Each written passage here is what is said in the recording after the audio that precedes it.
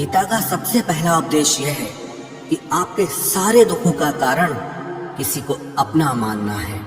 आप कभी गौर करना, आपकी जिंदगी के सारे दुख, सारी तकलीफें, सारी चिंताएं वहीं से आती हैं जहां आपका अपनापन होता है कि ये मेरा है, ये मेरा अपना है।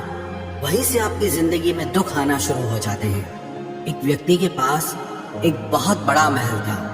उसने जिंदगी भर की सारी संपत्ति लगाकर उस महल को बनाया था।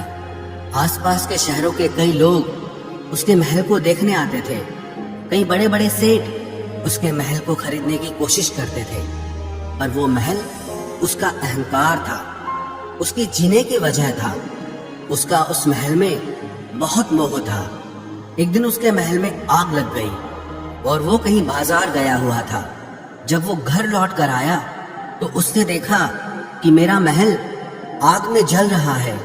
अपने घर को आग में जलता हुआ देखकर उसे इतना दुख हुआ। उसने कहा, अगर ये महल नहीं रहेगा तो मैं भी जिंदा नहीं रहूंगा। अगर मेरा महल ही जल रहा है तो मैं जी के क्या करूंगा। वो भी उसी आग में छलांग लगाने की कोशिश करने लगा।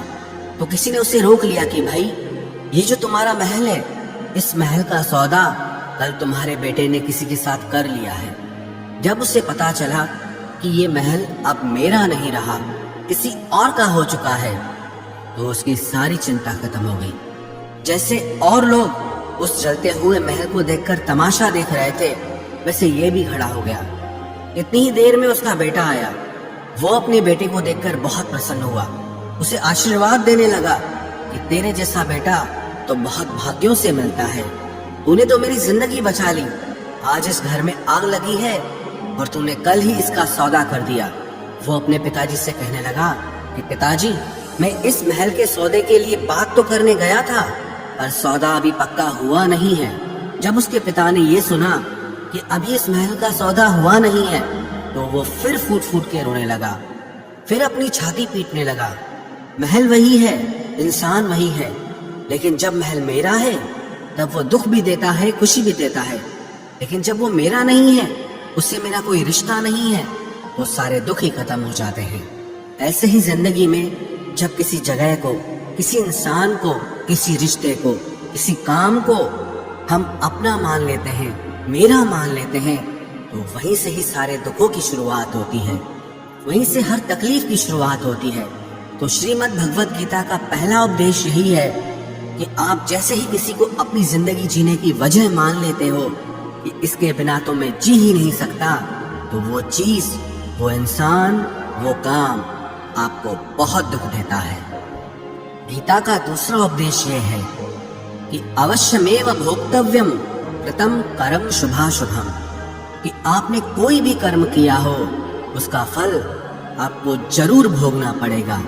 अगर आपने अच्छे कर्म किए हैं तो जाने अनजाने किसी मुश्किल वक्त में आपको वो आपके अच्छे कर्म उस मुश्किल वक्त से बचा लेंगे। अगर आपने गलत कर्म किए हैं, पाप किया है, तो उसकी सजा भी आपको जरूर मिलेगी। वो इंसान कितना ही छुप कर कर्म करे, चाहे वो कितना ही चालाकी से कर्म करे, लेकिन कहते हैं कि उस परमात्मा के, ईश्वर के चारों तरफ कैमरे लगे हुए हैं। हमारे एक एक कर्म पर वो प्रकृति, वो परमात्मा अपनी दृष्टि बनाए रखते हैं। हमारे एक एक कर्म का हिसाब होता है। एक गांव में दो मित्र रहते थे। उन दोनों ने विचार किया कि इस गांव में हम धन नहीं कमा पा रहे। वो दोनों धन कमाने के लिए शहर में चले गए। कुछ वर्ष वहां रहकर उन्होंने काफी धन कमाया।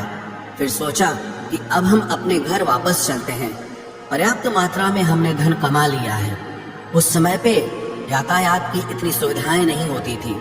वो अपने बैलों पर ही यात्रा कर रहे थे।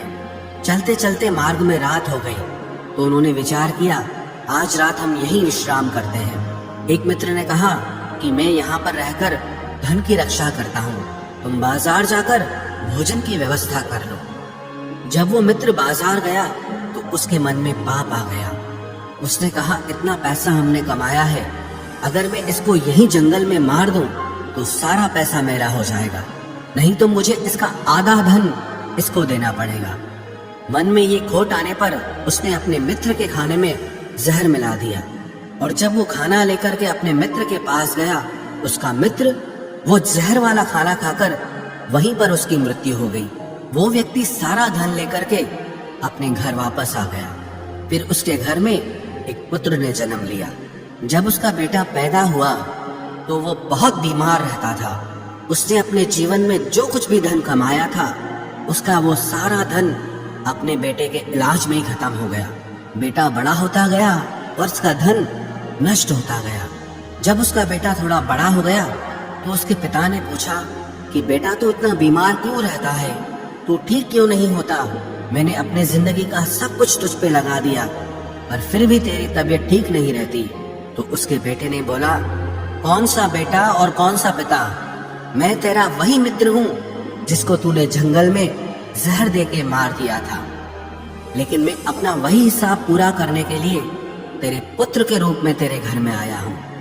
अब मेरा तेरा हिसाब बराबर और मेरा जीवन अब यही समाप्त होता है। तो गीता का उपदेश हमें यही सिखाता है, कोई अपने आप को कितना भी चालबाज समझता हो, होशियार समझता हो, लेकिन अगर उसने गलत कर्म किया है, चाहे आज नहीं तो कल उसे उसका फल भोगना ही पड़ेगा। कोई भी व्यक्ति अपने किए हुए कर्म से बिना उसको भोगे कभी छूट नहीं सकता। गीता का तीसरा उपदेश यह है कि आज में जियो, कल की चिंता करना छोड़ दो। जो भी व्यक्ति अपने बीते हुए कल या अपने आने वाले कल में खोया रहता है वो जिंदगी में कभी खुश नहीं रह सकता। आपको जिंदगी में खुशी सिर्फ और सिर्फ तब मिल सकती है जब आप वर्तमान में जी सके, आज के आनंद को जी सके। बीते हुए कल का और आने वाले कल का कोई वास्तविक अस्तित्व नहीं होता, वो सिर्फ आपकी बुद्धि और आपके विचारों में होता है। उसकी कोई वास्तविकता नहीं होती, उसे सिर्फ आप अपने मन के अंदर और बुद्धि के अंदर जीते हैं। लेकिन जिसे आप वास्तविकता में जीते हैं वो आपका आज होता है, वो आपका चल रहा पल होता है। अगर आप अपने मन और बुद्धि को अपने कल में अटका के रखेंगे, अपने भूतकाल और भविष्य काल में अटका के रखेंगे, तो याद रखना आप कभी खुश नहीं रह पाएंगे। और अगर जिंदगी में खुश रहना चाहते हैं तो आज में और इसी पल में जीना सीखें। गीता का चौथा उपदेश यह है कि जो आपके साथ अधर्म करे, पाप करे, गलत करे, उसे दंड जरूर देना चाहिए। अगर आप उसे सहते हैं तो वो आपके साथ और गलत करता है। अगर आप उसे सहते हैं तो उसके पाप में आप भी भागीदार हो जाएंगे। अर्जुन श्री कृष्ण से कहने लगा कि जिनसे मैं युद्ध करने जा रहा हूँ ये सब मेरे भाई हैं, मेरे गुरुजन हैं, मैं इनके सामने कैसे हथियार उठाऊं, इनको कैसे मारूं?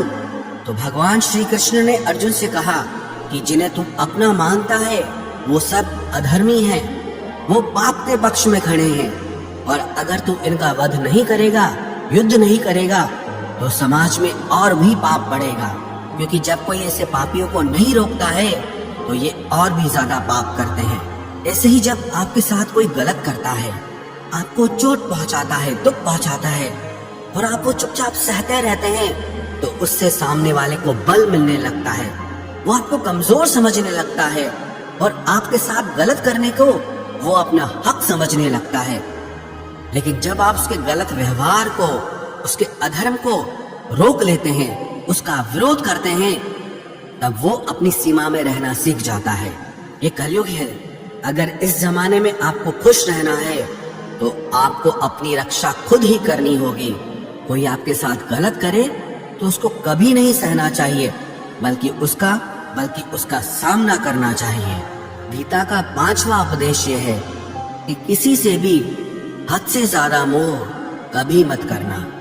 जिसमें भी आप सबसे ज्यादा मोह लगाओगे, देखना वो आपको जरूर रुलाएगा। मोह की वजह से ही आप किसी के पीछे मरते रहते हैं। मोह के वजह से ही आपको कई बार अपना अपमान भी सहना पड़ता है, और कई लोगों को मोह की वजह से ही अपना अपमान दिखता तक भी नहीं है कि सामने वाला मेरी इज्जत तक नहीं कर रहा और मैं उसके पीछे मर रहा हूँ। मोह आपकी आंखों पे ऐसी पट्टी लगा देता है कि आपको सच और झूठ दिखाई ही नहीं देता, आपको किसी इंसान का चेहरा दिखाई ही नहीं देता। आप जो देखते हैं, जो सुनते हैं, उसी पर यकीन कर लेते हैं, फिर चाहे आपको कितना ही दर्द मिल रहा हो। अगर आप किसी इंसान को ठीक से समझना चाहते हैं, किसी की सच्चाई जानना चाहते हैं, तो उसके लिए ये बहुत जरूरी है